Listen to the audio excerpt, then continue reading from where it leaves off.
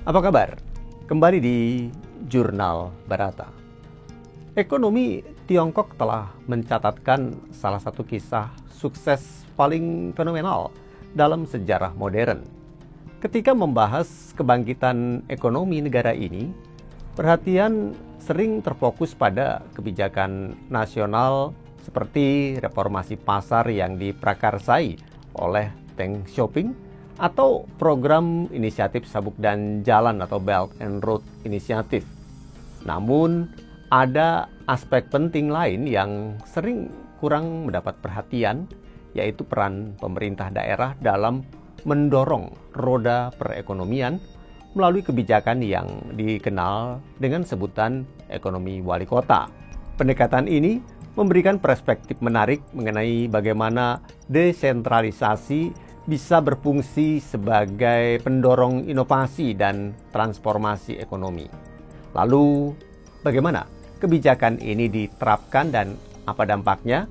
Mari kita coba ulas bersama.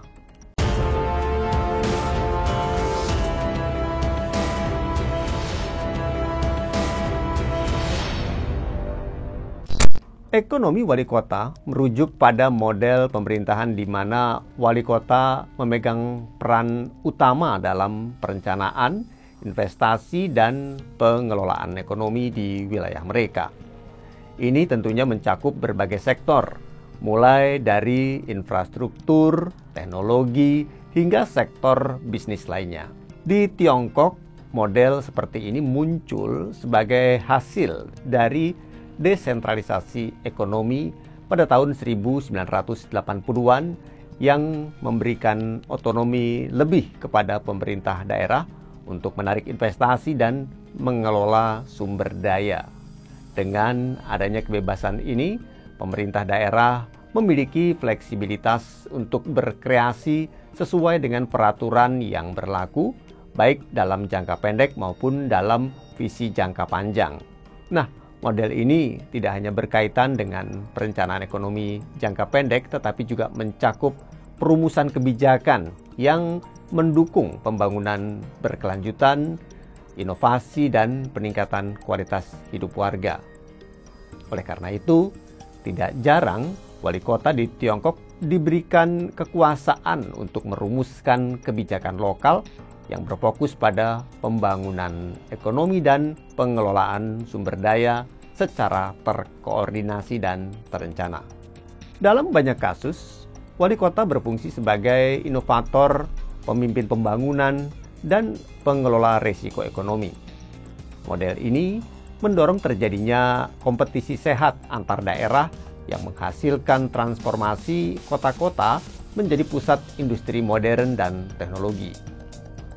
Pada pandangan pertama, model ini mungkin terlihat sebagai upaya untuk mempercepat pembangunan ekonomi melalui desentralisasi. Namun, pendekatan ini berbeda dengan praktek serupa di negara lain. Biasanya, desentralisasi seringkali dikaitkan dengan melemahnya kontrol pusat. Tetapi di Tiongkok, desentralisasi justru dipergunakan sebagai alat strategis untuk mendorong kontrol pusat melalui kompetisi antar daerah. Perbedaan lainnya adalah fokus pada transformasi struktural. Wilayah yang sebelumnya bergantung pada pertanian tradisional sekarang telah bertransformasi menjadi pusat teknologi tinggi berkat adanya kebijakan lokal yang inovatif. Dan melalui model ini, Tiongkok mengintegrasikan visi nasional dengan kebijakan lokal yang fleksibel. Hal ini tentu saja memungkinkan pemerintah daerah untuk merespon perubahan pasar yang lebih cepat daripada birokrasi pusat yang terkadang lambat dalam bertindak. Sinergi antara kebijakan lokal dan nasional inilah yang kemudian menghasilkan inovasi teknologi, pembangunan infrastruktur, serta adanya peningkatan daya saing di wilayah-wilayah. Salah satu contoh yang paling menonjol dari keberhasilan ekonomi wali kota ini adalah Shenzhen. Shenzhen dikenal sebagai sebuah desa nelayan kecil. Namun, Shenzhen kini menjadi salah satu pusat teknologi yang paling maju di dunia. Transformasi ini tidak lepas dari kebijakan yang diambil oleh pemimpin lokal yang memanfaatkan status zona ekonomi khusus yang menarik tiap perusahaan teknologi global. Kebijakan yang mendukung pengembangan ekosistem inovasi, termasuk di dalamnya adalah kemitraan antara perusahaan lokal dan universitas riset, serta dukungan penuh dari pemerintah pusat dalam hal regulasi yang memungkinkan adanya eksperimen ekonomi juga berperan besar dalam kesuksesan Shenzhen. Kini, Shenzhen telah menjadi rumah bagi perusahaan besar seperti misalnya Tencent dan Huawei. Dengan pertumbuhan ekonomi yang begitu pesat, pendapatan per kapita yang tinggi dan kontribusinya yang signifikan terhadap industri teknologi seperti kecerdasan buatan, robotika, dan bioteknologi, Shenzhen menjadi bukti keberhasilan model ekonomi wali kota yang diterapkan di Tiongkok. Selain Shenzhen, kota-kota lain di Tiongkok seperti Chengdu, Hangzhou, Chongqing, dan Shanghai juga telah berhasil menerapkan model ini dengan sukses. Chengdu misalnya telah berkembang menjadi pusat inovasi di bidang logistik dan teknologi pertanian, menarik investasi asing dan memperkuat posisinya sebagai kota dengan pertumbuhan ekonomi yang pesat di Tiongkok Barat. Kebijakan yang mendukung integrasi global melalui jalur perdagangan internasional dan inovasi teknologi memungkinkan Chengdu untuk menjadi kota yang lebih terhubung dan berdaya saing tinggi di dunia. Kemudian ada juga kota Hangzhou yang dikenal sebagai markas besar Alibaba. Ini juga menjadi contoh lain dari keberhasilan ekonomi wali kota dengan dukungan kebijakan yang mendukung pengembangan infrastruktur digital dan teknologi. Hangzhou kini berhasil menjadi pusat ekonomi digital dan e-commerce di Tiongkok. Kemajuan dalam teknologi smart city, termasuk penggunaan kecerdasan buatan untuk manajemen lalu lintas dan infrastruktur kota, membuat Hangzhou menjadi kota yang lebih efisien dan berkembang pesat di sektor digital. Berikutnya, ada pula kota Chongqing yang terletak di barat daya Tiongkok, yang juga mengalami perkembangan pesat berkat adanya kebijakan yang mendukung sektor manufaktur, energi, dan infrastruktur.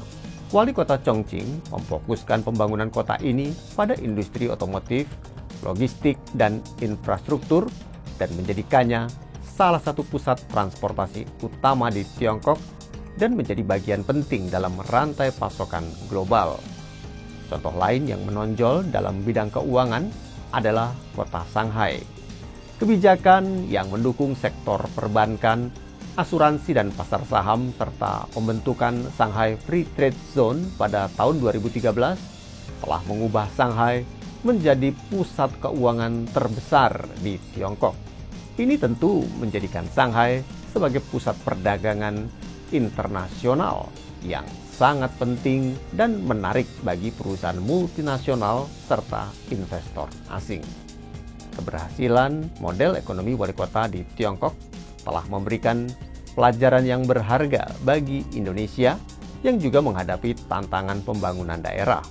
Dalam konteks pemerintahan yang desentralistik, Indonesia bisa belajar dari pengalaman Tiongkok untuk memberikan lebih banyak otonomi kepada pemerintah daerah sambil terus memastikan akuntabilitas. Sebagai contoh, inisiatif wali kota di beberapa daerah di Indonesia seperti misalnya Surabaya dan Makassar menunjukkan bahwa pendekatan berbasis kepemimpinan lokal bisa efektif jika didukung oleh kebijakan nasional yang kuat.